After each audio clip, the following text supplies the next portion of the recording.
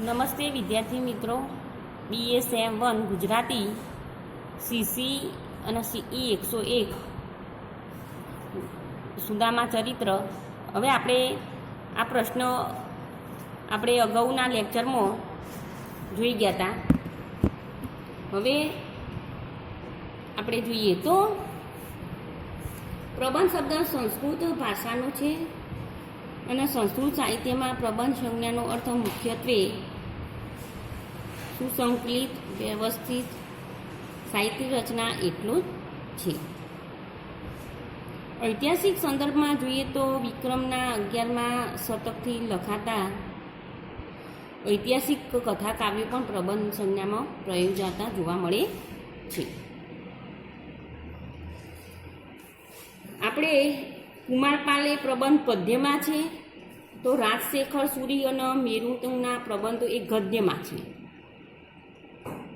તો ભોજ પ્રબંધ જેવી રચનાઓ પણ ગદ્ય પદ્ય મિશ્રિત છે. હવે આપણે જોઈએ તો આજે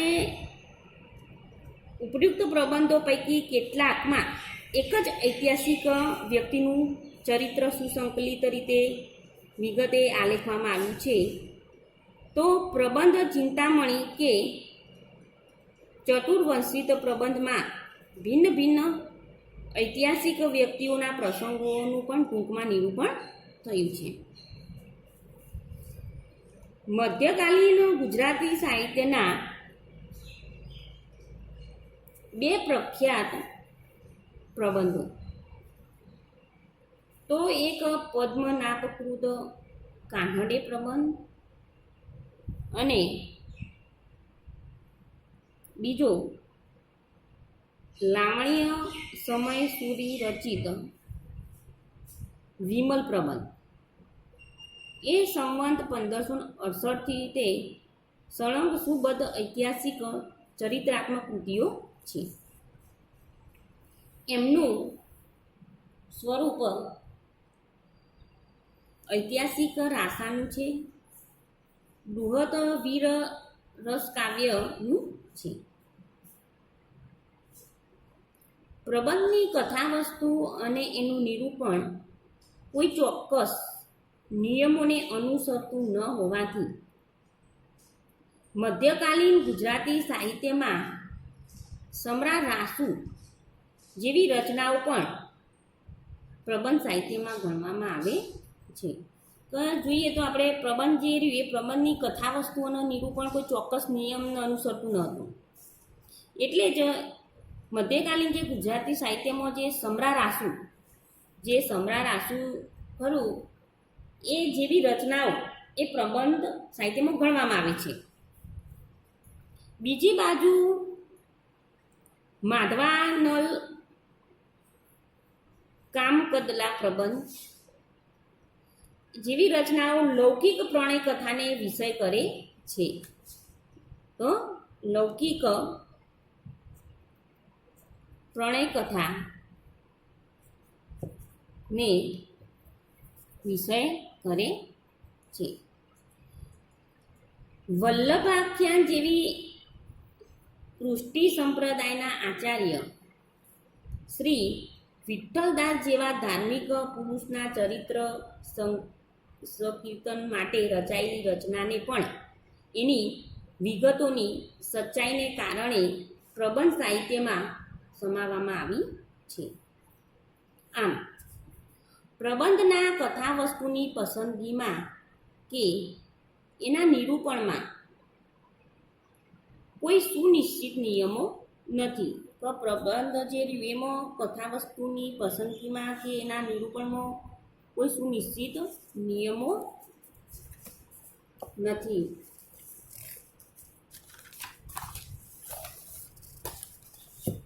તો લખીએ આમાં જોઈએ તો આપણે કીધું કે જે પ્રબંધ રહ્યું એ પ્રબંધના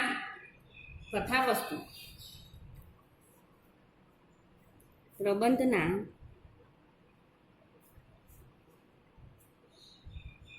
કથાવસ્તુની પસંદગીમાં ગીમાં કે એના નિરૂપણમાં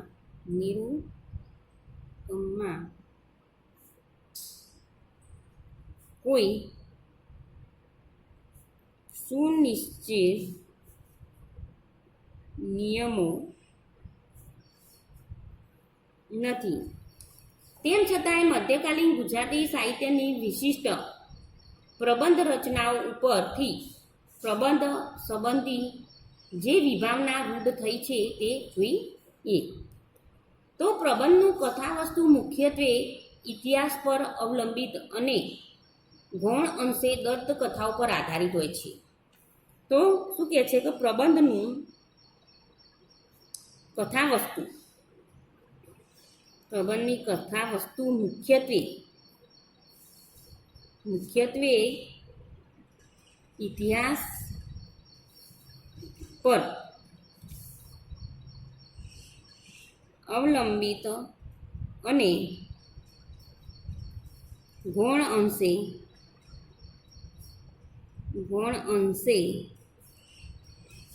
દંતકથાઓ પર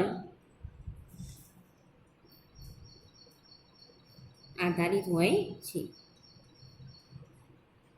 પ્રબંધમાં નિરૂપાયેલી હકીકતો, વિગતો અને વર્ણનો સમકાલીન જીવન અને સમાજનું પ્રતિબિંબ આપતા વાસ્તવિક હોય છે.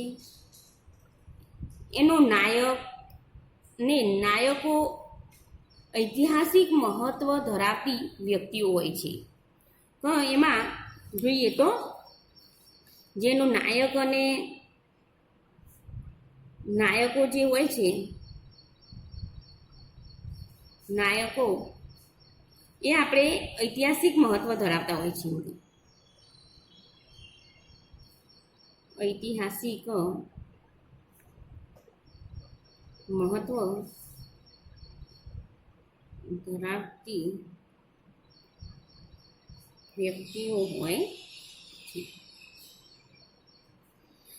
આ નાયકોના ચરિત્રાત્મક નિરૂપણ દ્વારા એમની ધર્મવીરતા અને શૌર્યનું દર્શન કરાવવામાં આવે છે.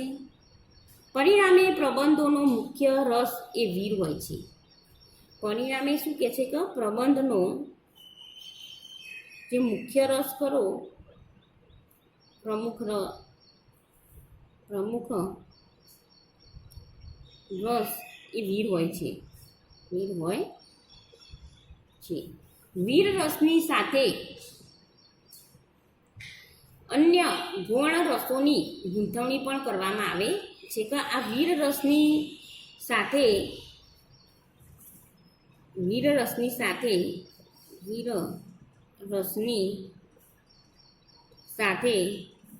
અન્ય ગૌણ રસની પણ પસંદગી કરવાની હોય, અંશોની ગૂંથણી કરવાની આવે છે. પ્રબંધકાર કેટલીક વાર નાયકના ગુણ સંકેતના અતિશયોક્તિને પૂર્ણ આલેખન પણ કરે છે.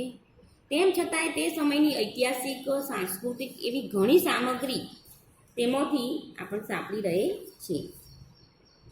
કુમારપાળ, વસ્તુપાળ, તેજપાળ તથા વિમલ શાહ સંબંધિત લખાયેલી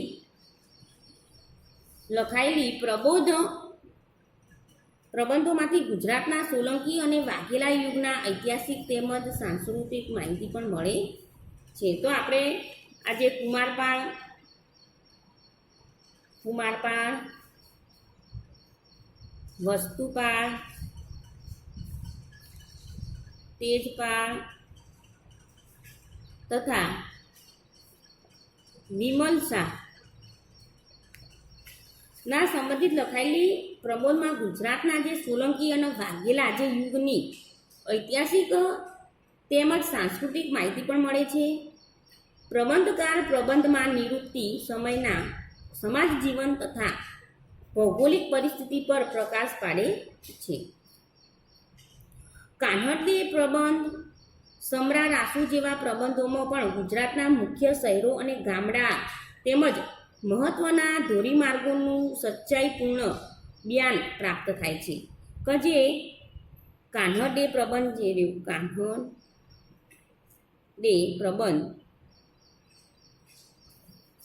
હવે કાન્હડે પ્રબંધમાં પછી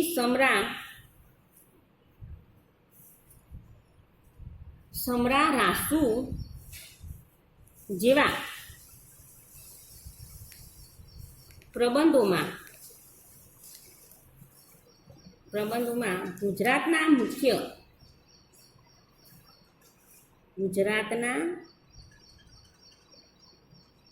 મુખ્ય શહેરો અને ગામડા તેમજ મહત્વના ધોરીમાર્ગોનું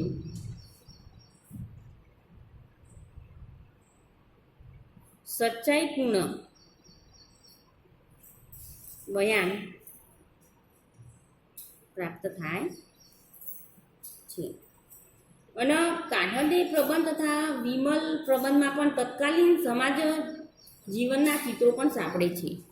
તો એક બાજુ આપણે જોઈએ તો કાન્હડે પ્રબંધ અને વિમલ પ્રબંધ એમાં પણ તત્કાલીન જે સમાજ જીવન છે એના પણ ચિત્રો આપણને જોવા મળતા હોય છે, સાંપડે છે. આમ મધ્યકાલીન પ્રબંધ સાહિત્ય ગુજરાતના સામાજિક સાંસ્કૃતિક ઇતિહાસની અઢળક સામગ્રી પૂરી પાડે છે. તો શું કહે છે કે મધ્યકાલીન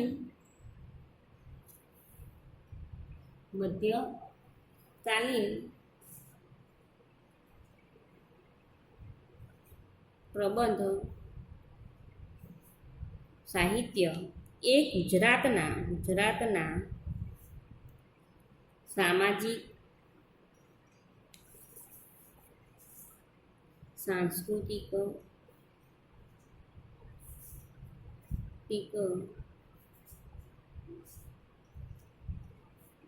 ઇતિહાસની અઢળક સામગ્રી પૂરી પાડે છે. આ દ્રષ્ટિએ વિચારતા પ્રબંધ આજની ઐતિહાસિક નવલકથાને અમુક અંશે મળતો સાહિત્ય પ્રકાર પણ ગણી શકાય છે. કે આ દ્રષ્ટિએ આપણે જો વિચારીએ તો પ્રબંધ એ ઐતિહાસિક નવલકથાને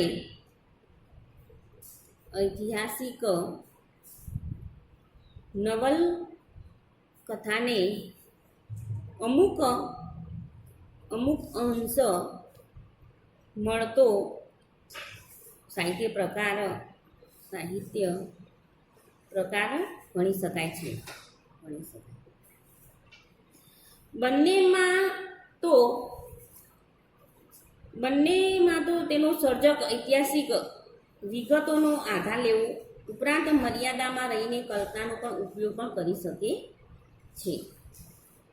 મધ્યકાલીન સાહિત્યમાં વીરરસ પ્રધાન કૃતિઓ તરીકે રણમલછંદ તથા કાન્હડે પ્રબંધ પણ ઉલ્લેખનીય છે. તો મધ્યકાલ ગુજરાતી સાહિત્યમાં વીર રસ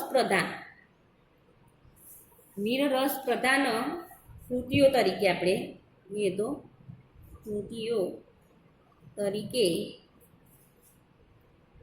તો એક રણમલછંદ, નંબર 2 કાન્હડે પ્રબંધ, આ બે ઉલ્લેખનીય છે. બંને કૃતિઓના નાયક ઐતિહાસિક વ્યક્તિઓ છે. ધ્રુવે રણમલછંદને પવાડો કહે છે અને પવાડો એ ઘેય પ્રકારનો હોવાથી ટૂંકો અને ઉર્મી પ્રધાન હોય છે. પ્રબંધનો કવિ નિરાંતે પણ કથન વર્ણનની વૈવિધ્યપૂર્ણ રીતિઓમાં રાચી શકે છે. જ્યારે પવાડામાં કવિની ત્રેવડ રસ જમાવટના સઘનતા લાવે છે. અને પવાડો એ અંગ્રેજી BALLAD પ્રકારનું વર્ણનાત્મક ઉર્મી કાવ્ય છે. જ્યારે પ્રબંધ આખ્યાન કે રાસ જેવું લાંબુ વીર રસ પ્રધાન ચરિત્ર કાવ્ય છે. તો આપણે જોઈએ તો કેહ ધ્રુવે પણ કહ્યું છે કે કેહ ધ્રુવે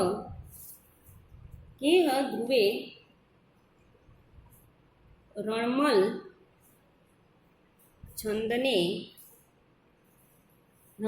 છંદને પવાડો કહે છે. પવાડો કહે છે. પવાડો એ ધ્યેય પ્રકાર હોવાથી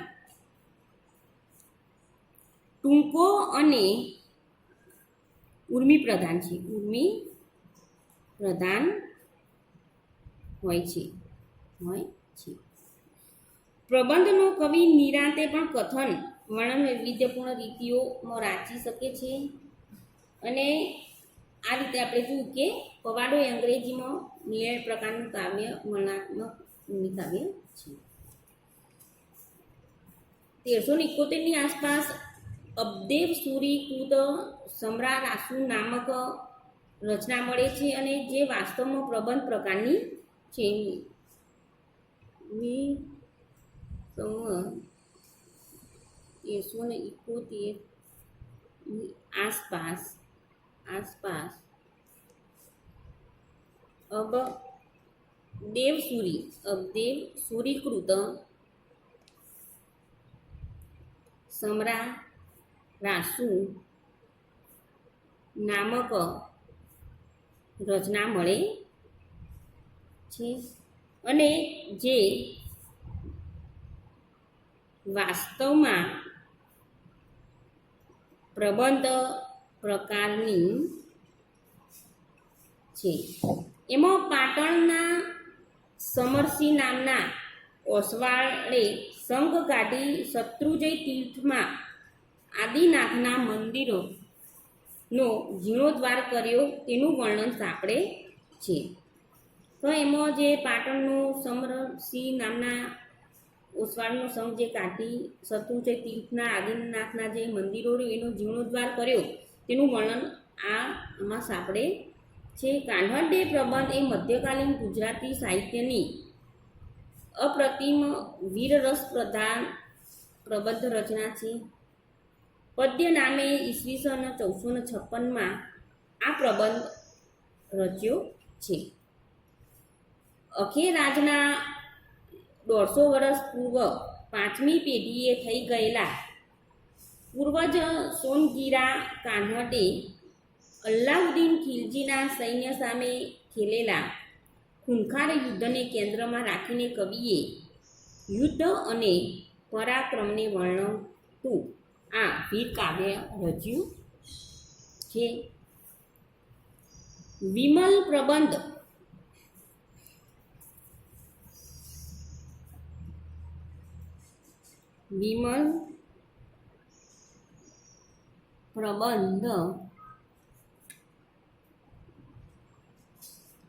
પંડિત લાવણ્ય સમયે સંવત 1567માં રચાયેલો પ્રબંધ છે. આ પ્રબંધમાં કવિ નાયકના શૈશવથી મૃત્યુ સુધીના ચરિત્રને 9 ખંડમાં ગૂંથ્યું છે. 8મો ખંડ એ વીર રસથી સભર છે. આમોદના કાયસ્થ કવિ ગણપતિએ 1574માં રચેલો માધવાનલ કામકદલ પ્રબંધ એ 2500 દુહામાં 8 અંગ પાડીને વિસ્તારપૂર્વક રચાયેલો અને શૃંગાર રસથી સભર છે. તો આ જે 8મો ખંડ રહ્યો, 8મો ખંડ એ વીર રસથી સભર છે. વીર રસથી સભર, વીર રસથી સભર છે. આમોદના કાયસ્થ કવિ ગણપતિ એ સંવત 1574માં રચેલો માધવાનલ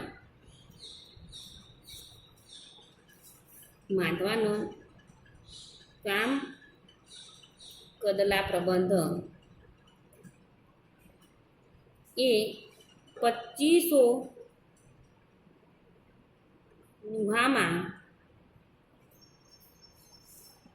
8 અંગ પાડી વિસ્તારપૂર્વક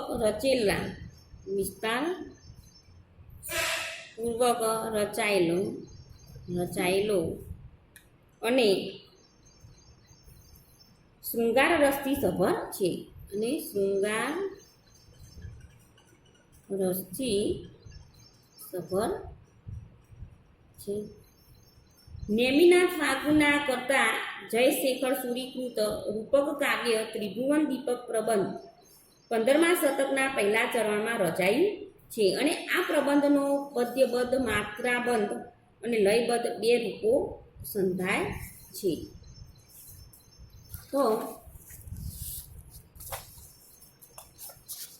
જોઈએ આપણે કે નેમિનાથ ફાગુના કરતા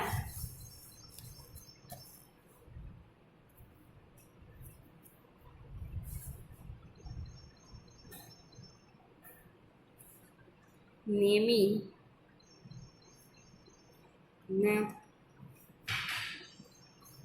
ફાગુના કરતા જયશેખર સૂરીકૃત રૂપક કાવ્ય ત્રિભુવન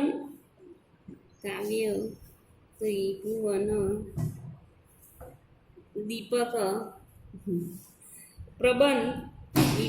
પ્રબંધ 15મા શતકના પહેલા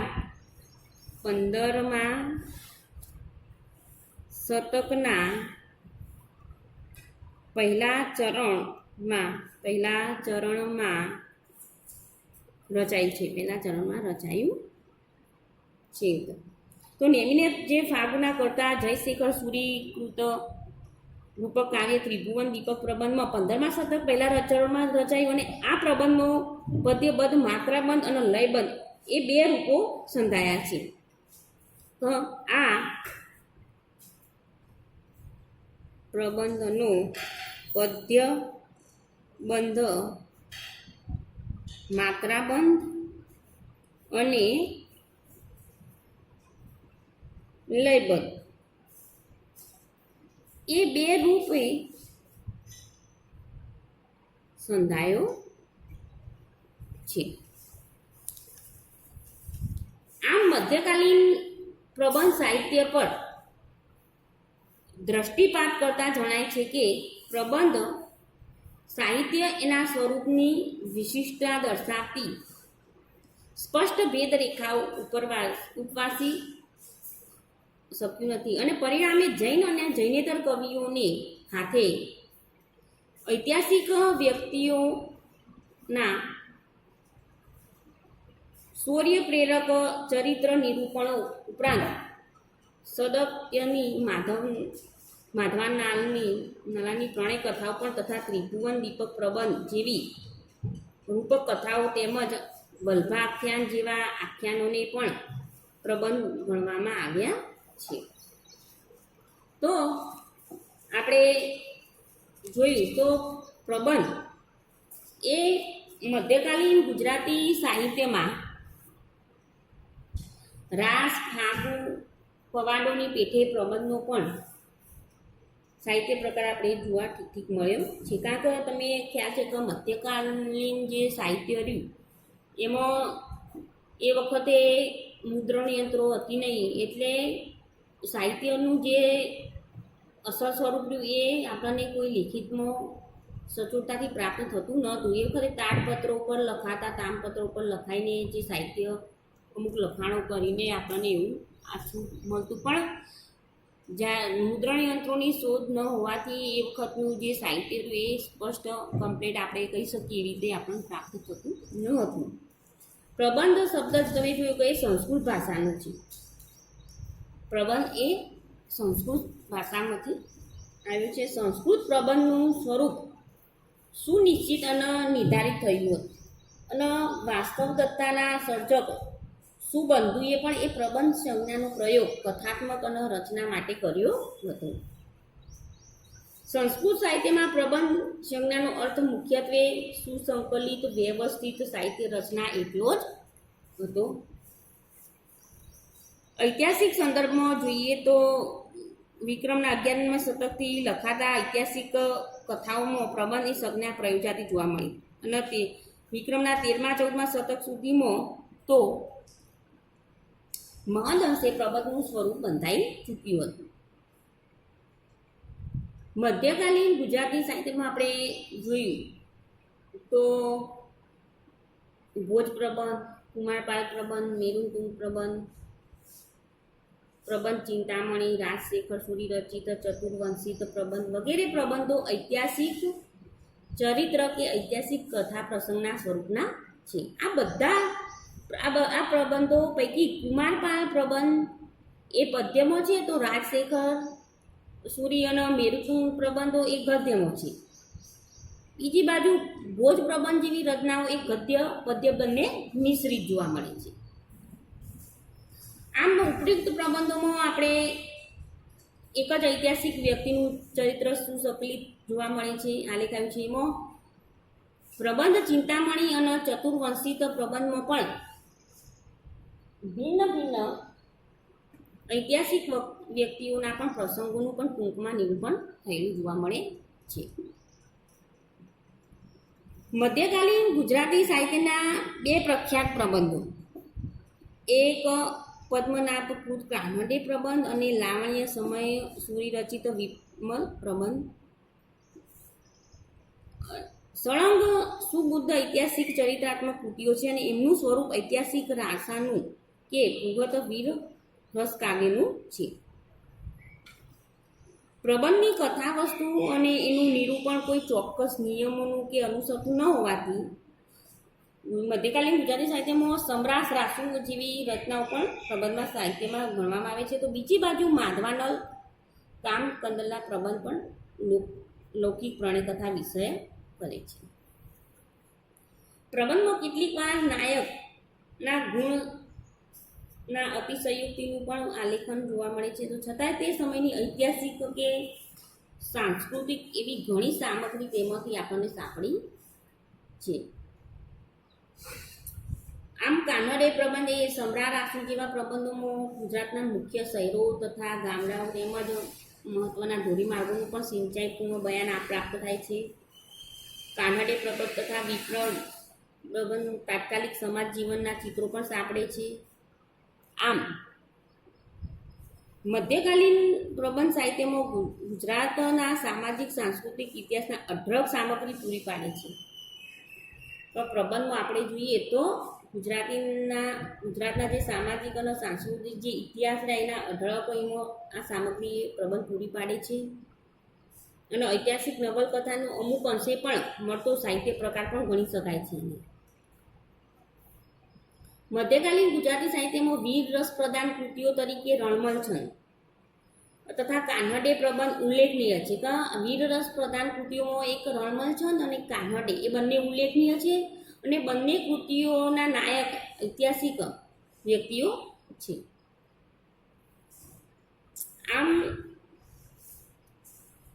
વિમલ પ્રબંધ પંડિત લાવણીય સમય પણ 1568માં રચાયેલો પ્રબંધ છે અને એ કવિ નાયકના શૈશવથી તે મૃત્યુ સુધીના જે ચરિત્રને 9 ખંડમાં ગૂંથ્યું છે અને 8મો ખંડ રહ્યો એ વીરરસથી સભર છે. આમોદના કાયસ્થ કવિ ગણપતિએ પણ ઈસવીસન 1574માં રચેલો માધવાનલ કામકદલા પ્રબંધ એ 2500 દુહામાં 8 અંગ પાડીને વિસ્તારપૂર્વક રચાયેલો છે ને શૃંગાર રસથી પણ સભર છે. નેમિનાથ ફાલ્ગુના કરતાં પણ જયશેખર સૂરીએ પણ રૂપક કાવ્ય ત્રિભુવન દીપક પ્રબંધ પણ 15મા શતકના પહેલા ચરણમાં રચાયું છે. આ પ્રબંધનો પદ્યબંધ, માત્રાબંધ અને લયબંધ એ 2 રૂપો સંધાયા છે. અને આ મધ્યકાલીન પ્રબંધ સાહિત્ય પર દ્રષ્ટિપાત કરતા જણાય કે સાહિત્ય અને સ્વરૂપની વિશિષ્ટતા દર્શાવતી સ્પષ્ટ ભેદરેખા ઉપસી આવી શક્યું નથી, પણ પરિણામે જૈન અને જૈનેતર કવિઓએ પણ હાથે ઐતિહાસિક વ્યક્તિઓના શૌર્ય પ્રેરક ચરિત્ર નિરૂપણ ઉપરાંત સદૈવ વસ્તની માધવાનલની ત્રણેય કથાઓ પણ ત્રિભુવન દીપક પ્રબંધ જેવી રૂપકથાઓ તેમજ વલ્લભ આખ્યાન જેવા આખ્યાનોમાં પણ પ્રબંધ ગણવામાં આવ્યો છે. અહીં આપણે આ પ્રબંધ વિશેનો પ્રશ્ન અહીંયા પૂરો કરીએ છીએ. હવે આના પછીના લેક્ચરમાં આપણે આખ્યાન અને પદ્યવાદા વિશે હું તમને સમજાવીશ. બસ અસ્તુ.